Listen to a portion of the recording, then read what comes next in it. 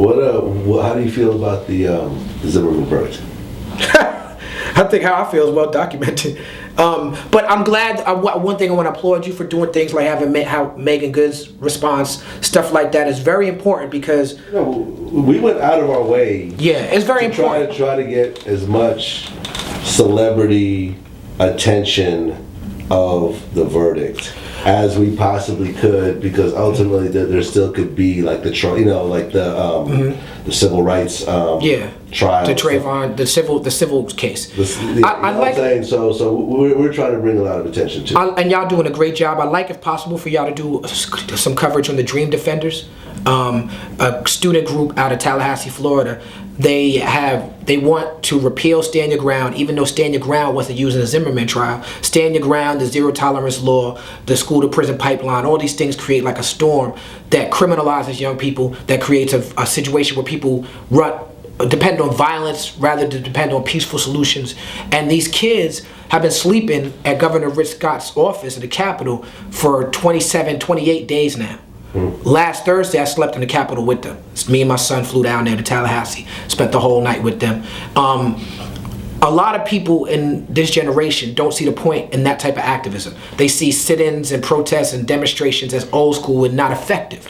And they also see the murder rates in Chicago, the murder rates in Philadelphia. They know somebody in their own hood who just got shot who no one's marching or protesting for. So they feel like there's no hope or no point to making Trayvon special. You know what I'm saying? Because he got shot by a white dude, all of a sudden he's special. You know, like, so they feel like it's hypocritical for people to protest.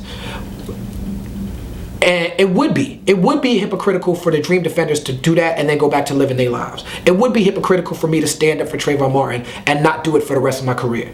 But I have been doing it for my whole career. These people, the Dream Defenders, people like that, they doing it whether the cameras is on them or not. It's hypocritical for someone to just jump on the Trayvon Martin bandwagon and not be fighting against mass incarceration, not be fighting against the school to prison pipeline, not be fighting against stop and frisk, not be supporting political prisoners.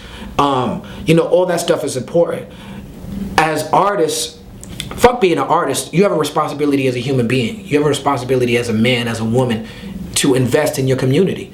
Once you know. If you don't know what's going on, you can't be mad at a baby for what they don't know. But if you know, once you know, you have a moral obligation to do something about the things you know. And if you're an artist, you have a platform.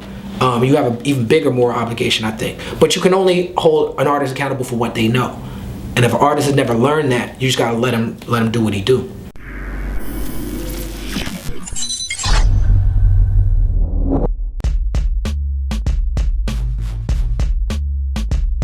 I'm competing against not just who's hot right now, or who's trendy right now. I'm competing against the whole canon of music.